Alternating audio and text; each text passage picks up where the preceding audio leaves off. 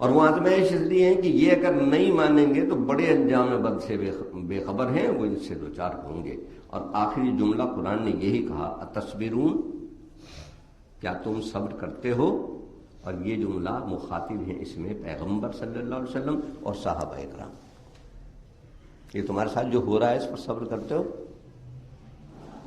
وَكَانَ رَبُّكَ بَصِيرًا، محمد صلی اللہ علیہ وسلم آپ کا رب دیکھ رہا ہے کہ یہ آپ کے ساتھ کیا کر رہے ہیں۔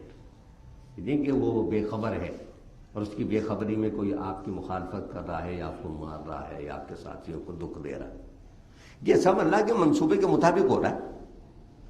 آپ اپنے لیے جنت کا کام کر رہے ہیں، وہ اپنے لیے دوزخ کا کام کر رہا ہے، تو آپ سمجھ لیں کہ آپ کا کام اس کے لیے دوزخ کا راستہ ہموار کر رہا ہے اور اس کا کام آپ کے لیے جنت کا راستہ ہموار کر رہا ہے۔ لہٰذا دونوں ہی آزمائش میں مبتلا ہیں۔ اب بات آگے بڑھی، وقال الذین لا یرجون لقاءنا، یہ جو لوگ ہماری طرف واپسی اور ہم سے ملاقات کا جو ہے یقین نہیں رکھتے، وہ یہ کہتے ہیں کہ لولا انزل علینا الملائکہ، ہم پر فرشتے کیوں نہ نازل ہوئے؟ یعنی ہر ایک کا یہ کہنا بھئی اللہ نے یہ ہدایت ہی دینی تھی تو یہ محمد صلی اللہ علیہ وسلم معاذ اللہ ثم معاذ اللہ رہ گئے تھے اس کام کے لیے، ہم ہمارے پاس بھیج دیتے۔ ہم بڑے بڑے سردار، ہم بڑے بڑے سالار، ہم بڑی دولتوں والے، باغوں والے، زمینوں والے، اور ہم دیکھو اتنے عقل مند ہیں کہ ہم نے یہ اتنا مال پیدا کر لیا، اتنی جائیدادیں بنا لی، اتنی حکومتیں ہم چلا رہے ہیں۔ اگر واقعی کوئی ایسا سلسلہ ہے کہ ہدایت اوپر سے آتی ہے، فرشتہ لاتا ہے جیسے محمد صلی اللہ علیہ وسلم کہہ رہے، تو وہ کہتے ہیں لولا انزل علینا الملائکہ، یہ فرشتے ہم پہ کیوں نہیں اترتے؟ اللہ کو ہدایت ہی دینی، ہر ایک کے دروازے پر ایک فرشتہ آئے، دروازہ کھٹکھٹائے کہ میں فرشتہ ہوں، اور اللہ نے یہ کہا۔ اب یہ بات کوئی اور نہیں کہہ رہا، یہ دلوں کے چور اللہ بیان کر رہا ہے۔ کون کہتے ہیں یہ؟ الذین لا یرجون لقاءنا، جو ہماری طرف واپسی کی امید نہیں رکھتے۔ بات وہیں آ گئی آخرت پر، جو ہم سے ملاقات کے یقین نہیں رکھتے۔ مسلمان وہ ہے کہ واپسی ہی کی بات نہیں، یہ لقاء کا لفظ جو ہے یہ ملاقات سے ہے، یعنی انشاءاللہ آپ کی اور ہماری، اگر اللہ تعالیٰ نے ہم پر رحم فرمایا، کرم فرمایا، اپنے انعام سے ہمیں بخش دیا، تو ہماری ملاقات ہوگی اللہ سے۔ تو دعا کریں کہ اللہ تعالیٰ سے کی یہ ملاقات ہمارے لیے اللہ مقدر فرما دے۔ اگرچہ ہم بہت گناہ گار ہیں، اپنے اعمال پر کوئی ناز نہیں۔ مولانا شبیر احمد عثمانی رحمۃ اللہ علیہ نے تفسیر میں ایک جگہ ایک بات کہی، انہوں نے کہا نہ بغیر عمل کے کوئی بخشا جائے گا، اور نہ عمل بغیر خدا کی رضا کے حاصل ہوگا۔ اور اس کی مثال بھی دی ہے، کہا یہ ایسی ہے کہ گاڑی کو کھینچتا انجن ہے، تو عمل نام ہے انجن کا، لیکن جب تک گاڑ سبز جھنڈی نہ ہلا دے گاڑی چل نہیں سکتی۔ تو اللہ کی رحمتیں جو ہے وہ سبز جھنڈی ہے، جب تک وہ سبز جھنڈی نہیں ہلے گی یہ اعمال کا انجن گاڑی لے کے آگے نہیں جا سکتا۔ دونوں چیزیں ضروری ہیں، اس لیے کہ عامل کو یہ پتہ نہیں ہے کہ اس کا عمل خدا کے ہاں مقبول ہوا ہے نہیں ہوا، اس کے معیار کے مطابق تھا یا نہیں تھا۔ اللہ کی توفیق اسے مل گئی، اس نے عمل کیا، لیکن یہ توفیق برابر بھی ہوئی۔ کسان نے زمین میں بیج ڈال دیا، زمین نے اسے قبول بھی کیا۔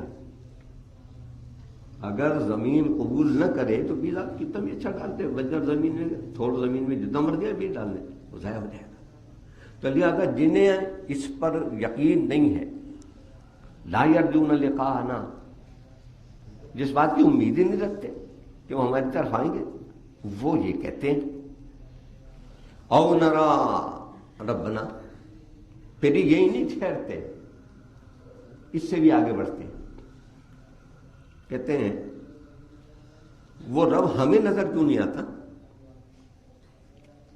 ہمارے سامنے کیوں نہیں آتا؟ یعنی پہلا تو ان کا یہ کہنا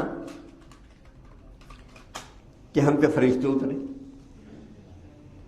اور صرف یہی نہیں ٹھہرے بلکہ کہنے لگے وہ اللہ تعالیٰ ہم سے آگے بات کرے، اگر کوئی ہدایت دینی ہے، کوئی کام کروانا ہے، معاذ اللہ ایسا معاذ اللہ۔ اب یہ چور بھی نہ کسی نبی نے پکڑا نہ ہم نے پکڑا، یہ بھی اللہ ہی نے پکڑا۔ کہا ایک تو یہ چور ہے ان کے دل میں، اور دوسرا چور یہ ہے،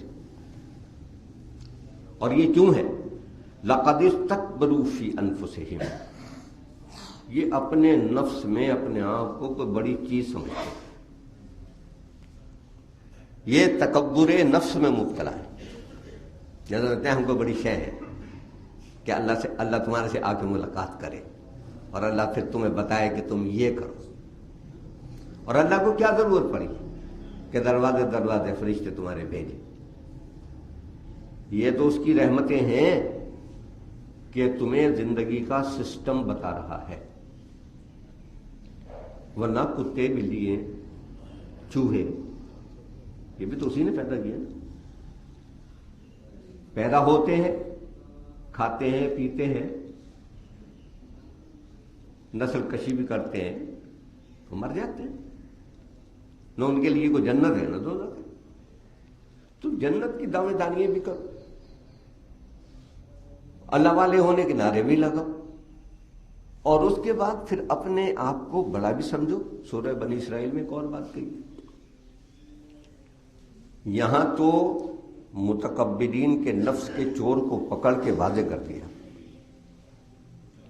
وہاں سارے اہل ایمان کو یہ کہا کہ اپنے آپ کو پاکیزہ نہ ٹھہراؤ، اپنے نفس کو پاکیزہ نہ ٹھہراؤ کہ میں بڑا متقی ہوں، میں بڑا پرہیزگار ہوں۔ یہ ہدایت ہمارے لیے خاص طور سے جو ماننے والے ہیں، ان ماننے والوں کو یہ سمجھ لینا چاہیے کہ سب سے برا تکبر جو ہے وہ عبادات کا تکبر ہے، وہ نیکیوں کا تکبر ہے، یا اپنے آپ کو کوئی بڑی چیز سمجھنے کا تکبر ہے۔ ایک تکبر تو دنیا بھی ہے کہ اس نے کہتے ہیں میرے پاس جائیداد بہت ہے، تو وہ تو ویسے ہی شیطان کے نرغے میں آیا ہوا ہے، لیکن یہ تو اللہ سے لو لگانے کے لیے رحمان کی طرف متوجہ ہے۔ لیکن اگر یہ اپنے بارے میں یہ تصور رکھتا ہے کہ میں کوئی بڑی شے ہوں، تو اس کا مطلب یہ ہے کہ یہ بدترین قسم کے تکبر میں مبتلا ہے۔ اور خاص طور سے وہ اعمال اور افعال، اس میں بھی دو چار شیطانی غوا کی باتیں ہیں، وہ بھی ذکر کرتا چلوں۔ بعض دفعہ اندر سے جی چاہتا ہے بلند آواز سے تلاوت کرنے کو، بات تلاوت کے آگے تو یہ بھی سن لیں، نبی صلی اللہ علیہ وسلم نے اوقات نماز میں درس و تدریس جہاں قرآن کی ہو رہی ہو، بلند آواز سے قرآن پڑھنے پر پابندی لگائی ہے، منع فرمایا۔ اور مسجد نبوی میں ایک دن حضرت سیدنا بلال رضی اللہ تعالیٰ بلند آواز سے تلاوت کر رہے تھے قرآن۔ حضرت عمر آئے تو آپ کو پتا ہے بڑی جلالی طبیعت کے آدمی تھے، ڈانٹ دیا اور کوئی بہت ہی بری طرح جھڑکا۔ وہ روتے ہوئے سرکار صلی اللہ علیہ وسلم کے پاس گئے، حضرت بلال کہ میں تو قرآن پڑھ رہا تھا، عمر نے مجھے ڈانٹ دیا۔ نبی صلی اللہ علیہ وسلم تشریف لائے، پوچھا، حضرت عمر نے بتایا کہ آپ نے ارشاد فرمایا ہے کہ تلاوت مسجد میں بلند آواز سے نہ کی جائے اوقات نماز میں۔ جب نماز کا اوقات نہیں ہے، عام اوقات ہیں، تو ٹھیک ہے آپ بلند آواز سے کر سکتے ہیں، اس کی پابندی نہیں ہے۔ لیکن جب قرآن و حدیث کا درس ہو رہا ہو تب بھی یہی حکم ہے، اسی لیے خطبے کے دوران آپ دیکھتے ہیں کہ نماز پڑھنے پر بھی پابندی ہے کہ جب خطبے کی اذان ہو جائے، یہ جو پہلی اذان ہم جمعے میں سنتے ہیں یہ اذان جمعے کی اذان نہیں ہے، نبی صلی اللہ علیہ وسلم کے عہد میں یہ اذان نہیں ہوتی تھی، حضرت ابوبکر صدیق کے عہد میں بھی اذان نہیں ہوتی تھی، حضرت عمر کے عہد میں بھی اذان نہیں ہوتی تھی۔ اس اذان کا آغاز کیا ہے حضرت سیدنا عثمان رضی اللہ تعالیٰ عنہ نے، یہ اذان نہیں بلکہ یہ نماز کا وقت ہونے کا اعلان ہے۔